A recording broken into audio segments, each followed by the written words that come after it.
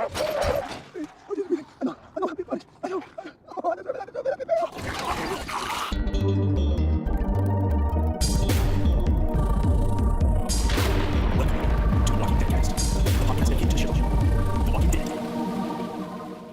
everybody, welcome to our podcast. I'm Jason, And I'm Karen. and this is Walking Dead Cast episode 13. Wow. we got a friend on with us today, my good friend Jamie. Hey Jamie. Hey, Jason. This is a friend of mine from back in junior high days. We used to collect comics together. Oh, and now he's living in. Seattle. So I just went up there for a visit and we reconnected and everything. And today is actually Jamie's birthday. Happy birthday, Jamie. How old are you again, Jamie? I'm 24 again. That's weird. We're in junior high at the same That's time. weird. I was 24 at the time. Wow, Jason's having great. Actually, I was just up in Seattle for work and I saw Jamie and his brother John. And I went over to John's place and their kids are there. We're there. How old is your daughter, Jamie? She's 5. She's 5, and Graham, John's son Graham is how old? He's 5 also. He's 5 too. So I was kind of, this kid corrupting thing. I mean, I bring zombies with me everywhere I go. So I asked them to do a little zombie sound. Here, I'll play for you. Wait, before I play this, I was really actually surprised at how creepy Graham actually did. I'm like, make a little zombie sound, and then this came out of a minute. It actually shocked me a little bit. Wow, that's good. And then Jen's like this little sweet little thing. And, Make zombie sound. That's so cute.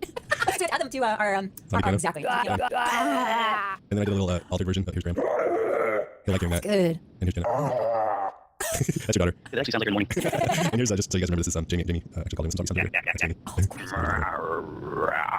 Nice. I love our zombie piano. Love it. We're gonna post something original. Okay, so on today's show, we're going to do exactly what we do on every show, which is the Death Top 5 highlights. This time it's episode 3, Tales of Frogs. We're going to have our listener feedback, listener groans and grunts. Then we're going to have a little bit of news about the show in general, some comic talk where we talk about how the show and comic are the same, how they're different, and then a little brief section on what's coming next week on Walking Dead, and then that'll about wrap it up. So we'll start with our Death Top 5. Jamie, did you pick 5 things that you like in particular or highlighted? I didn't put them in any particular order though. That's fine. Why don't you go first then? Right at the end, I actually didn't see it coming, which is always a good surprise for me when it was just his hand laying there next to the handcuffs. That was nice. That was I nice. didn't see that coming either. Oh man, there's something spoilers that I can't say here, so I'll have to say later when we get spoilers. Well, go ahead. Well, I like that, but I was wondering, A, where the is he? He's on the roof, man. He's gotta be because Right. the door's still chained up. Right, unless we're told him. Yeah, and B, why did I guess the saw just couldn't hack through the handcuffs? That's my theory. I'm like, okay, Bone Edward did what I'm talking about this morning. He totally saw it coming. He's like, yeah, he cut through his hand. It's like a very different thing to do. It is. That's going him. And but we both thought that little bit of rebar that was holding on to the handcuff was connected to. That would have been much easier to take hacks off of, or even the handcuff chain. You could have done that. I mean, there's so many ways. Yeah, Yeah, they should have made that little piece of rebar a little thicker. Yeah. Like that. But again, it's like, if I you showed actually, you, go ahead. I actually think that worked because in the beginning you saw how panicked he was, and I think what they were trying to put across was he got in so much of a hurry he just didn't want to waste time and got so panicked. Yeah, totally. And you can imagine that was probably the very next thing he did as soon as he was able to get hold of that hacksaw. Chop off his hand and then go hide or something. Right. Yeah, Mad Max, they were saying when there was a bomb going off and the guy's handcuffed there, that he's given a hacksaw, and the guy says to him, in about 2 minutes you can saw through your hand, or about 5 minutes you can saw through, the cuff. Oh, You know, you decide. yeah, Flash is much quicker. Okay, before we go on, did you guys like this episode? Yes. You did? Mhm. Yeah, you did. Jamie? Yeah, I did. Yeah. Like I like how everything's coming together. Exactly. Jason, what was your? I liked it a lot. I guess the way I've been watching it has turned into a weekly watching party among this group of friends I have. And I asked them afterwards, and they were like, "Oh, no violence." I'm like thinking, well, there was a man almost beaten to death. Yeah. And then there was a zombie who got his head chopped off. And beaten by about 5 different guys. But that's clearly not enough. Hand chopped chopped off. Yes. A couple of zombies had arrows shot through them with crossbows. But you're right, there's nothing. I think the problem is that people are used to zombie movies really have to pack in all the violence in that 2 hours, and this series has to stretch out. And I'm glad that they pace it like this. And I do think that I have a suspicion next episode's gonna be filled with lots of zombie killing. Yeah. There weren't that many zombies in this one. No, and that's cool. But some people are like, well, one of my friends said, "Oh my god, where's the zombies?" Okay, let's go on. Do you want to go next? Okay, go for it. Okay, where's the bottom? I was shocked when they added this, that Shane told Lori that Rick died. I loved that they added that in. It makes Shane less likable and Lori more likable. Although you can kind of see his point. Like maybe he thought, dude's in a coma, he's just practically dead. Mostly dead. Like he'd be liability that tried to haul away this guy in a coma from the hospital, and maybe he thought it was the best thing to do to save Lori and Carl. But he told Lori that Rick died. That's different in the comic. When I first heard that, my first reaction was, "Oh, good, that makes sense, and it makes Lori more likable." Right. But I thought about it later, and I'm like, it'd be more interesting if Lori actually thought she was betraying Rick. Yeah, So, it's definitely more human. yeah. So I kind of thought it was kind of an easy way out to let Lori off the hook. Yeah, there's that. And I liked it better in the comic when she had betrayed him, thinking they might still be alive. It's complex for sure. The indiscretion rather than moving on. Yeah, I mean, I guess we still do have that. Wow, she didn't really wait very long thing. Hey, this is apocalypse time. You know, it's like war. Like a zombie apocalypse. It's just Lori. okay, so my number five is the haggling. This is a small thing, but the haggling over the bulk coverage between Dale, Rick, and Jim. Remember that? Yeah. How they kind of made a big deal out of he just wanted this tool, and Dale was like, "I'm not gonna give you that. You lost my tools." And I just like that they pay attention to how important these things are now. In the zombie apocalypse, and there's a lot of that kind of thing in the comic. The attention to the details of survival. Yep. So this brought in a little aspect of the comic that I kind of liked. I agree. Jamie. All right, my next one was what we were just kind of talking about was the dynamic with Senator Brown Lori. I like how because it really you understand they made her just really look like a hussy. Rather than just a one-time thing, they were going into it. So to pull that back, having Rick. Or I'm sorry, having Shane have trouble with the names and Shane lie to her, kind of saved her. Anyway, I can see him saying, they're at the hospital. She says we can't leave without him. The zombies are coming, so he just says to her, you know what, he's dead. We gotta go. It's the only way to get her to actually leave. Yeah. I also liked the scene in there where they were laying in bed together, and it might have just been me and my friend line, but I thought any second she was gonna tell him. It was like a giant tease for some reason I like that. I really like that scene too. You could see there was a lot going on in her mind, and when it started out, she looked a little distant, and I wasn't sure if because you knew that she and Rick had problems before, and it looked like maybe that was going to continue on. But then as soon as he said that he knew she was alive because the pictures had been taken from the house, you could tell that kind of softened her up, and then she turned around and looked him right in the eye, and then they warmed up to each other. And I just thought that was really well done. Yeah, plus that moment when he came back, and I mean, of course, there's the look on his wife's face and his son's face, and Shane's face and everything, but everybody else because he'd been with them, and all of a sudden they realized that this guy that was back there was connected to them, and they never realized it. Especially I can't remember the name of the girl that had a gun pointed at him. Probably because she didn't shoot him. Yeah. Andrea. Oh, I didn't even notice. So the look on her face, like Everybody around. You could see them like doing the math in their head and realize yeah, they pulled it off really well. If she shot him, that would make for a very short series. Okay. The women at the quarry was mine for the next one. I really liked. Yeah, I did. Yeah, I like the dynamic. I like them talking about things I miss, and the division of labor, how they're ones. Basically they're cleaning laundry by slapping against a rock, and then they're kind of shiftless. I mean, men are hunting, and women are doing laundry, and sort of reverted back to sort of old school division of labor. It's kind of interesting. that was in the comic too. Yep. I know, and they complain about it in the comic. Yeah. What's going on here? Yeah, I like that. And I thought, yeah, that worked really well. The whole just them talking and kind of laughing and stuff. And actually, and that brings up another thing I really like is I like the quarry. I like where they're at. I like it seems like a really logical place for them to be holding up at. It's pretty defensible with the big side of the quarry, Oh, yeah, you know. And I think it's a pretty location. They got all sorts of water, so kind of makes sense there right there. I like it. My next one is Michael Rooker in the very first scene. Yeah. Because I don't know, I thought he was too cartoony last episode, but this time when he was kind of deliriously narrating this, when he had punched some dude in the face and knocked his teeth out, he did such a good job. I mean, there's always scenes in movies where people are talking to themselves, and it's hard to do well, but I thought he did a great job. He did. And he's like, you would believe a guy, look on his face. and I was also thinking about how we heard that it was like 120 degrees up on that roof, so it must have been easy for him to act. Yeah, like that. And he said, I don't know, I deserve it, I'm mad. yes, you have. Jamie? I like the Glenn rolling up with the car and everybody's pissed off, but he's looking back, but I got a cool car. yeah. I almost stuck that at the beginning of this episode, but I didn't want every episode to have some funny quote with Glenn. I don't see that idea bad. I love Glenn.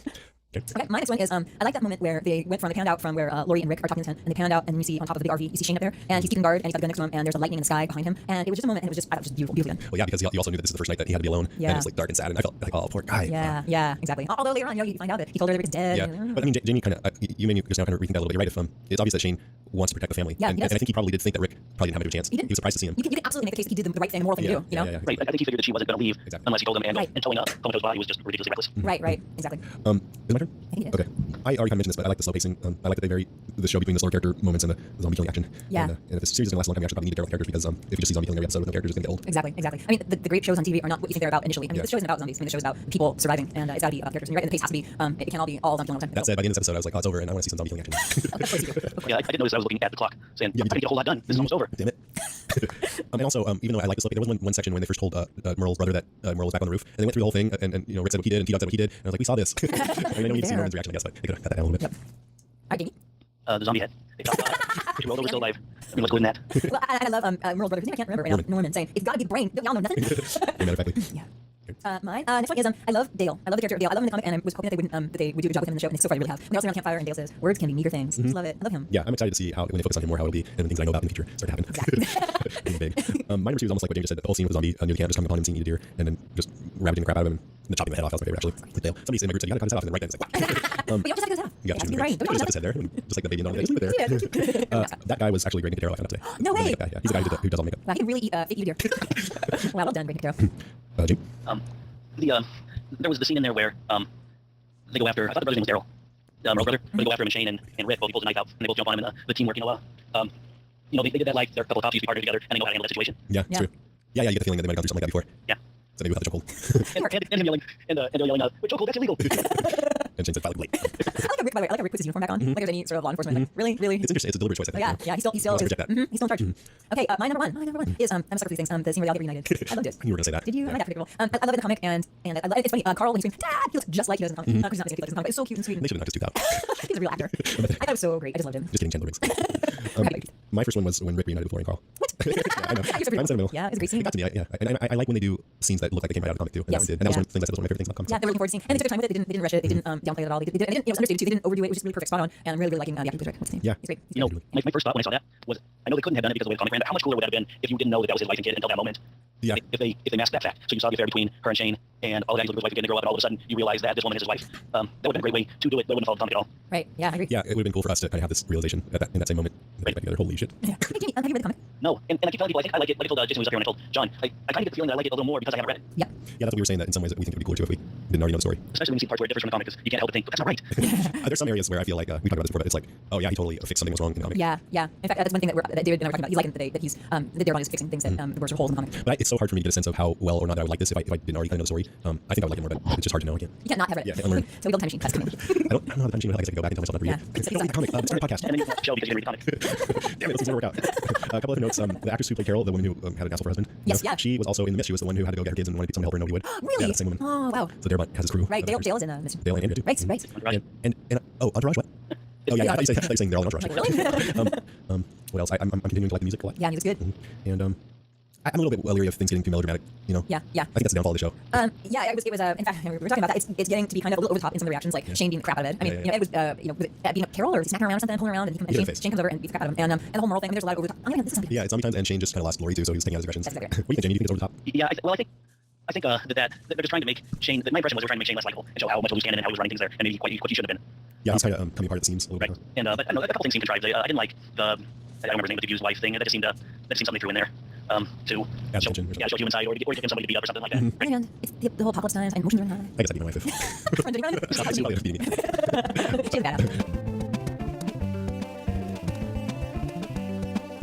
Okay, let's move on. Sure, sure. Let's move on to listener notes, groans, and grunts. And we got a lot of emails and stuff. So here we go, Karen. All right, you think I have this all up on the right page? And here we go. Okay, so this one comes from Forrest in Pennsylvania. Forrest says, I'm loving podcasts. I started listening after episode 1 here on AMC, and I've never read comics. I'm brand new to the series, a long time not context. When I see the show, I'm really appreciating so far is humanize zombies. We're used to seeing zombies as pretty anonymous enemies that the protagonists have cut down, and in other zombie movies, when you actually see someone caring about someone who's become a zombie, it comes off as super creepy or gets used as comic relief, like in the 2004 Dawn of the Dead, where the character has his wife chained to bed to give birth to her zombie baby. Can't be and creepy. Or in 20 years later, where the German guys have the zombie chained up and recorded a pet. Or even in Shaun of the Dead, where the main character chains up his buddy in the shed, so they still play video games together, which I love. In Walking Dead, you see an attempt on the show's part to represent the zombies as creatures who used to be people. Like episode 1 where you see Morgan's wife coming up the steps to her old house and uselessly turning around for hours, and where Rick goes out of his way to find that girl in the park and apologize to her before putting her to rest. Or in episode 2 where Rick makes an effort to thank Dwayne, can't remember his name, and pay remembrance to him for what he's doing to help the group before hacking his zombified body pieces. So he and Blaine can disguise themselves with the zombie smell. There's a nice contrast involving between the action-oriented moments and scenes where characters kill zombies when they're in danger and have to do what they need to do in order to get away, and the slow moments of reflection where characters wrestle with the moral implications of what they're doing, that these zombies are real people, and the show tries to depict characters trying to process that. I couldn't agree with you more. Since I've never read comics, but I was a Lost fan, I'm also excited to see new mysteries cropping up in every episode. Where did the zombie disease come from? Who's responsible? Did Rick really see a helicopter at the end of episode 1? And was the helicopter friend or foe? And will Rick and Shane become the new Jack and Block? I don't want to read the comics now, so I've seen a lot more of the show, so I don't get spoiled. Keep up the podcast for Pennsylvania. Of course, I couldn't agree with you more, and we're super Lost fans too, so I'm loving the series. I completely agree. Yeah, I like that they pay more attention to how the zombies used to be people. They didn't really do that this time. They just shot the guy full of arrows and chopped off his head. And I think that will go away too over time. They'll get callous and jaded about it. I think it's gonna be interesting when one of them turns into a zombie. I mean, that's coming. Oh, yeah. So when they actually have to kill one of their own because they become a zombie, that's gonna be really interesting. Yeah, and you can see that's kind of how it would work in real life too, though. It would seem real poignant at first, and after a while, you'd be like, those are not just zombies. Yeah. Pass the hatchet. Yep. Yeah, Jenny, she's a pathologist. And she's involved with autopsy sometimes. She talks about it pretty matter of factly, and I'm like, that's disgusting. Didn't the one that you were going to beat when there's a zombie apocalypse? How did you say? Well, then I realized that she might have the upper hand. But yeah. It might. Did she ever think of those people? Her corpse is that corpse is her. I guess, yeah, I don't know. I doubt it. What's the corpse that you dissect? And a corpse is something you write. I don't know. There's not good in there somewhere. Right, people. More syllables. Okay, next, zombie oil. Hey, Jason and Karen, I came across this particular item on eBay not too long after listening to episode 12 of It Takes Guts of the truly awesome Walking Dead cast. During the podcast, you both had mentioned about Rick and Glenn having to use zombie guts to cover themselves with the scent of zombies, which was very entertaining in both the show and the comic book. Anyway, if only they could have prepared themselves ahead of time with this, and then they could avoid hacking zombie pieces and not risk being contaminated with zombie goop. I hope you both enjoyed this. I know I got my kick out of it. Keep up the excellent work on the pod. Oh, I mean, Deadcast. Don't get it. And then I'll put the link up on the side that it's zombie oil. Just in time for Christmas or the apocalypse. Zombie oil. Now you two can smell like your favorite zombie, and it's $8, and I would never buy that. Why not? This is like Crap. we didn't know. Maybe it's like I like how it says you can smell like your favorite zombie. Those are the ones you don't like. Right. They should call it zombie goop. But thanks, Greg. That's cool. he's like a faithful deadhead, but I heard you're a faithful deadhead. Maybe like Grateful Dead. True. Okay, next one. Hey guys, first of all, great job on the podcast. Very enjoyable, so thank you for doing it. You're welcome. I just wanted to touch on something that seems to be causing a stir, not just on your podcast, but people others. That thing is the fact that the undead seemingly have faint memories of their pre-undead life. The most notable example, of course, being Morgan's wife or the child zombie becoming Xavier. People seem to believe that this is something new to zombie lore, but it's really not. The creators of the show have been on record saying they want to go back to the Romero era zombies, and this fits with Romero's vision. If you go back to the original Dawn of the Dead, which is still my personal favorite zombie flick. In a conversation one of the characters has, the woman I believe, asked one of the other characters why the zombies are congregated around the mall, and it postulated that while they aren't conscious of the reason that they were drawn to the mall, they are drawn to it because at one time it meant something to them. I believe this was interspersed with the television broadcast that characterized zombies as pure motorized instinct. I think that's what we're seeing here. Morgan's wife doesn't really know why she wants to get in the house, and the little girl doesn't know why she takes the picture. It's just instinct because it's something they have attention to. Anyway, I just wanted to add my 2 cents. Keep up the good work, Steven. Thanks, Steven. I was listening to one of the other Walking Dead podcasts, and they brought up that the very first scene in Night of the Living Dead, the seminal zombie movie, the zombie that was chasing after Barbara had a rock, and I think he was bashing against the window of her car, if I remember right. So people have been complaining that these zombies are too smart, but they're typical. Yeah, exactly. That's what zombies do. So lock your doors, people, during the apocalypse. Your loved one will be coming home to you. Yeah, that's where the difference is what happens when they actually get you. They haven't changed that much. They haven't made zombies glitter or anything, so. Sparkle and sunlight, yes. We're glad they haven't Or done brood or anything. that. Or be sexy. I don't know about that. Nice and moist. Couple of them working for me. Okay, yeah, the one in the mall, she was kind of hot. It was a shame. Start the crossbow in your head. Okay, here's my favorite listener email that we've ever gotten. It starts out, hey guys, long time listener, first time emailer. The both of you, great job and keep up the awesome work. I love listening to you both geeking off. I know I stole that term from a fellow listener, but it fits so perfectly. I also give you 5 stars on iTunes for all the hard work. Awesome. Jason, great format and excellent choice in co-host. Oh my God. Karen, I find your voice intoxicating. I hit play, then I hear her, a smile on my face. My first haiku, how'd I do? Love the zombies too. You get right. So, Aww. I'm very flattered that you think that I picked such a great co-host, and I appreciate the compliment. Wow. Actually, the haiku is good. It has 3 lines, and they don't rhyme. The syllable stuff could use a little work. I know what you're talking about. 575. It was really sweet. Thank you for your incredibly sweet email. I loved it. Yeah, that's what it is. Next one. Hi, Jason and Karen. I just listened to podcast 12. It Takes Guts. It was a total treat. I appreciate the Zoom love. And it was interesting to hear some of Jason's personal iPod Zoom backstory. I do like my Zoom, but truth be told, the entire family besides me are iPodders. And were it not for my absolute disdain for iTunes, I probably would be as well. Karen asked if there was a rating system available on the Zoom network. I don't think one exists where podcasts are concerned. Maybe that would be a future update. Anyway, no one's ever spoken kind words to me where my Zoom is the subject, and I thank you. It Takes Guts was excellent, although there did seem to be some issues that seemed very apparent to me, at least from the outset of the beginning. With that said, it did get me thinking. The term plot holes were, I believe, mentioned a few times on your podcast, and I thought, do I want to sit back and enjoy the show, or do I want to nitpick every nuance? It's a fictionalized story based on a beloved by many graphic novels, and as far as I can tell, it is far superior to every other zombie-related show on TV. Yes, it is. Maybe I should just enjoy. I think my first viewing of the episode will try to enjoy it for the cool zombie show. That's something that there is time will be more critical. Yeah, when I read this, I thought that's totally true. But it's tough when we're doing a podcast, so we have to kind of dissect it. So I try to enjoy it on my first viewing, and then just like you said, on my second viewing, I get more into okay, what can I say about this? What do I really think about it? Yeah. And he continues. Well, nitpicking again. Rick got low marks for his graceful tank dismount. I thought for sure he had himself and would be looking through the board. For those not involved in the shooting sports, let me comment on XP Rick's blade in use of his Beretta. It would have to be very high. It was hard to judge every bullet fire, but many of the rounds seemed to score headshots while on the move with an unfamiliar weapon in ultra high stress environment. Even at moderate close range, it's a very good shooting. Can people shoot that well when they're zombies? I don't know, but certainly an amateur shooter would not, and probably not your average deputy. It seemed like Rick and Ender were standing guard in front of the glass doors, just seemed like a bad idea. Couldn't agree more. Sort of seemed like steaks on display at the meat market. I don't know that the zombies would have moved along, but I thought they may have been less rabid if the eating meal was not dancing around just out of their reach. Couldn't agree more. I like the idea that covering themselves in guts would mask their smell and therefore provide camouflage from really around zombies on the street. It was nice somehow something to protect themselves from exposure to zombie fluids. Oh, how they explain how they knew that zombie fluids had that sense. It's also nice that somehow knowledge to protect themselves from exposure to zombie fluids. Thank you. But I'm the unluckiest SOB ever. If I stood in a room where a zombie was made into hamburger with a fire axe, I would without a doubt catch fire in the face on every single axe. It would suck. I can't wait for tonight episode in the podcast. Have a great week. Evan and Virginia each. I can see that picture of that. Just chopping it all just goes right down the face. Chop, splat. He's unlucky SOB. But we don't know if eating zombie gunk will actually hurt you. Right. Probably. Thanks for writing that, Ben. we got a bunch of great reviews, and I'd asked you guys to give us some reviews last time, and you really came through. So thanks so much. We appreciate that. I want to get a lot of good reviews because we're hoping to interview the stars of the show, and I think that the more notice that we get on iTunes, the better chance we have of attracting them to the podcast. So if you want to hear that, that's one way to help make it happen. And we really appreciate it. But since we're getting so many reviews, it feels a little like self-indulgent to be reading them all on the podcast. So I'm not going to read them all because it just feels too weird. But I'm going to read a couple that I thought were particularly interesting. I'll read the first couple. Okay. So this one is by Gracie Lou 7285. She says, I'm already completely addicted to The Walking Dead, and I thought I would poke around to see if there are any podcasts out there yet. Well, it turns out there were several to choose from. I decided to listen to The Walking Dead first solely because one of the hosts is a female. Hey, you gotta pick somehow. And I like it so much, I already listened to the same podcast twice. She goes on, but I thought that was kind of cool that they did it because of you. I guess that other guy did too. Thank you, Gracie Lou. I'm glad you chose us. Jamie, have you listened to any other Walking Dead podcasts? Nope. Good. No, just because you guys have me so fascinated. Right. That's what I thought. And not because we've been friends for years and years. Yeah, like I was figuring out, it's close to 30, you know. Holy mackerel, 7 20 years. I can't believe that. That is fucking crazy. We should hang out more. We should next weekend. Okay, and next is entitled Too Much Giggling. Man, no, we know it. Someone's finally getting on you, Jason. I do giggle quite a lot. So by Daniel, the search continues for a cast that doesn't constantly compare the TV versions of the comics. Oh my God. I guess it's a big deal if you did all the reading. Some of us didn't. Oh, sorry, dude. Well, you're probably not hearing this, but Sorry, Daniel. No. No, you're reaching out. I'm done with giggling. I thought about it. Probably only a small percentage that watch the show actually read the comic, and so that's why we do our little comic talk section at the end where we kind of focus our comic talk. If you want to hear that, don't listen to that part. Hey, you can skip over it. We'll let you know. We'll talk about this in the because I Sorry. like to. It's our podcast. Here's one of my favorite reviews that we've gotten so far. It's titled Gurgle Gak. 5 stars by Buster Busterson, and the review is Well said, Buster. All you need to say. And you have one more. Go ahead. Okay, it says the title is not in MP3 format by Zookers. For some reason, they don't use MP3 format and thus eliminate a certain percent of people, which is a shame. Thank God there is other Walking Dead podcasts that use the MP3 format. By the way, did you put in the SACs? Yeah, That's fine. So you have a point, and you're not listening, so it's too bad you can't hear this. But we have been publishing it in MP3 format on the website, but not to iTunes, because I like the AAC format because it lets you skip around the chapters, so we can say, hey, spoilers here, and you can just skip the next chapter. You can't do that in MP3, but we're leaving some people out who have devices that can't do AAC. So I went ahead and submitted another feed, an MP3 feed to iTunes. So hopefully next week that'll be up, and those of you that want to get our podcast easily over iTunes and MP3 format will be able to, and I'll make that announcement in the next episode if it's up. There, you have There you go. If anybody knows Zookers, just let him know that you can tune in now. We're getting Zooker love. Hey, that's So that's it for the listener emails. Thanks again, everybody, for writing in. That's a lot of fun. And we'll take a little break. We'll be back with some news about the shows, comic talk, and next week on The Walking Dead. We're The Walking Dead. Stay with us.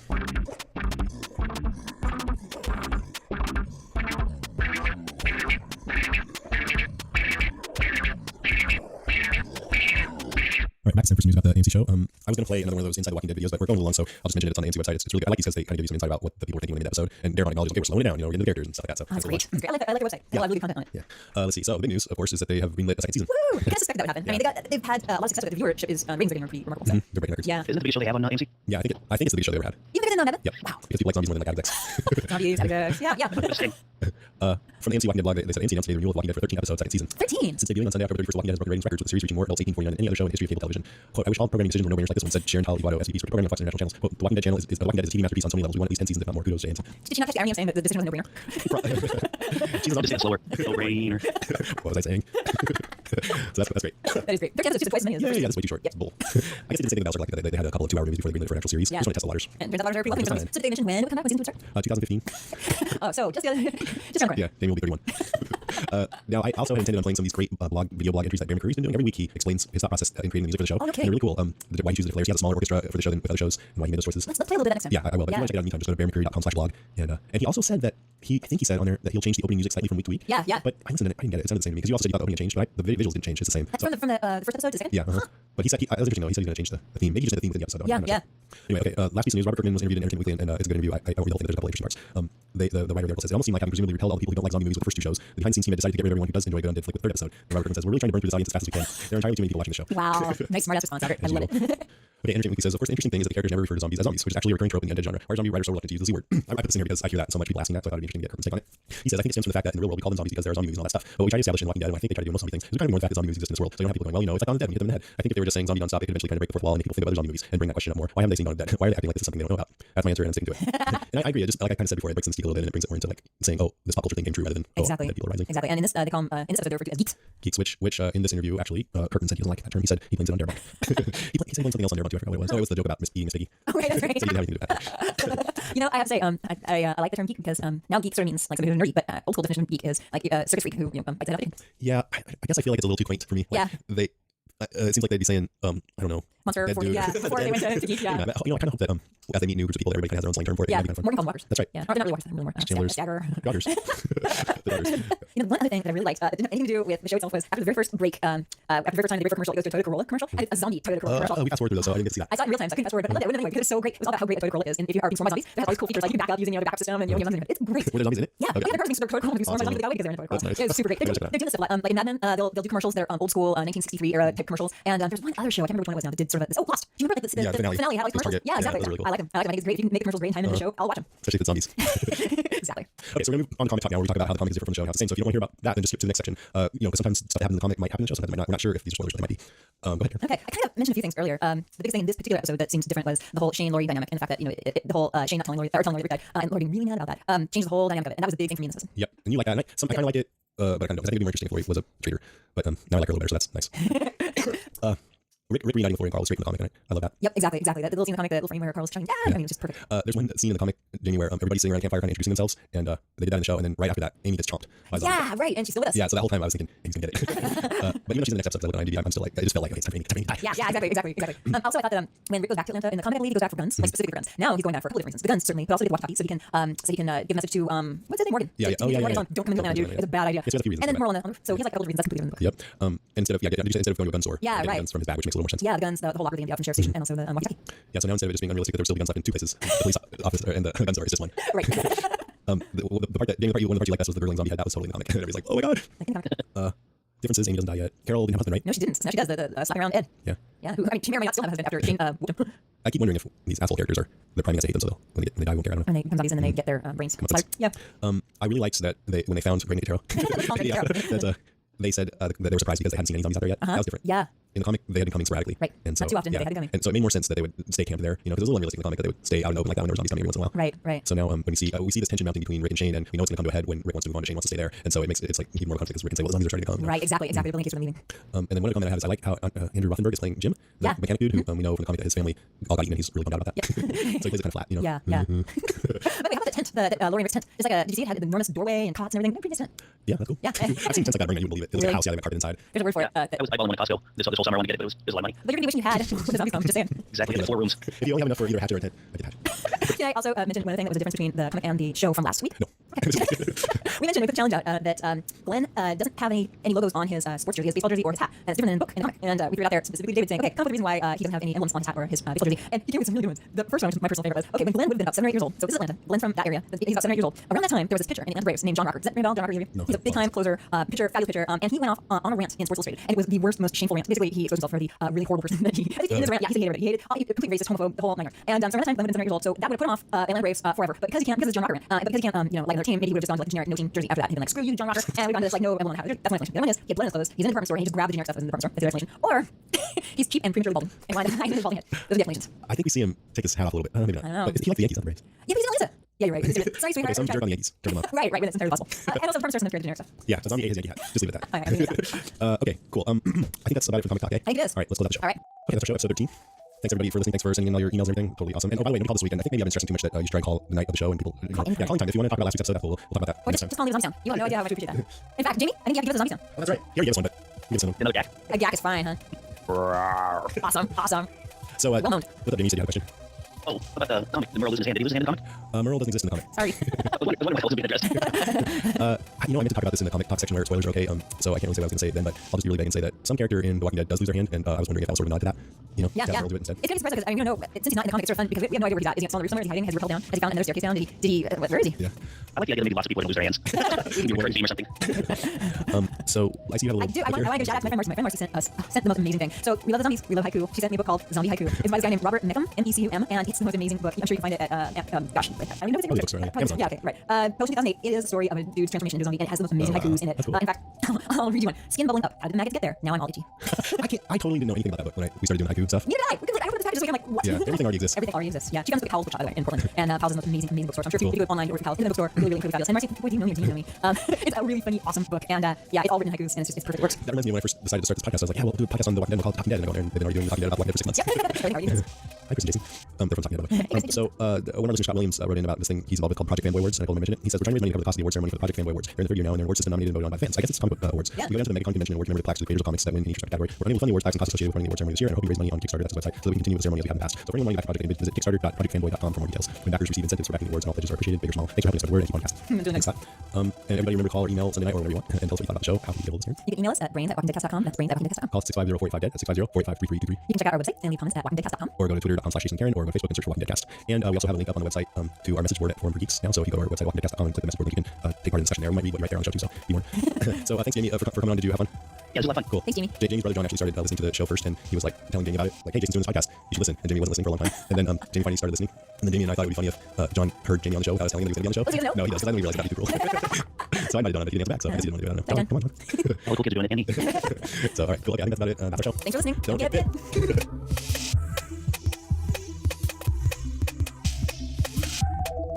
Wouldn't hurt you to think things through a little more carefully next time, would? Sorry. Cool car.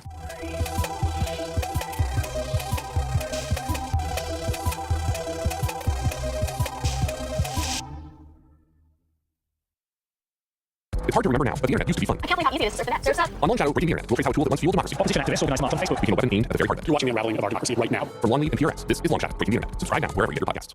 Hi, I'm Rick Beck, and I'm Royce Yedkoff. Welcome to our chart-topping podcast from Harvard Business School, Think Big, Buy Small. This series lets you in on a special way to become an entrepreneur, how to buy your own business, be your own boss, and get the financial benefits of your efforts. Entrepreneurship through acquisition involves searching for an existing, enduringly profitable, smaller business and buying it, usually from a retiring founder. Back for a brand new season, our conversations are with guests from all backgrounds and different stages of the entrepreneurship through acquisition journey. From those considering whether this path is right for them, all the way through to those who have sold the business they bought as searchers and then ran as CEOs. Thousands of smaller firms are sold every year, and many people have successfully acquired an existing business that is enduringly profitable. So why not you too? We've been helping students understand this less traveled path to personal and professional independence in our courses at Harvard Business School for nearly 15 years. But you don't have to attend Harvard Business School to take advantage of these opportunities. The goal of the Think Big, Buy Small podcast is to help you, our listeners, decide if entrepreneurship through acquisition is for you, and if it is, to help you take your first steps on the journey to buying your own business. Follow Think Big, Buy Small wherever you get your podcasts.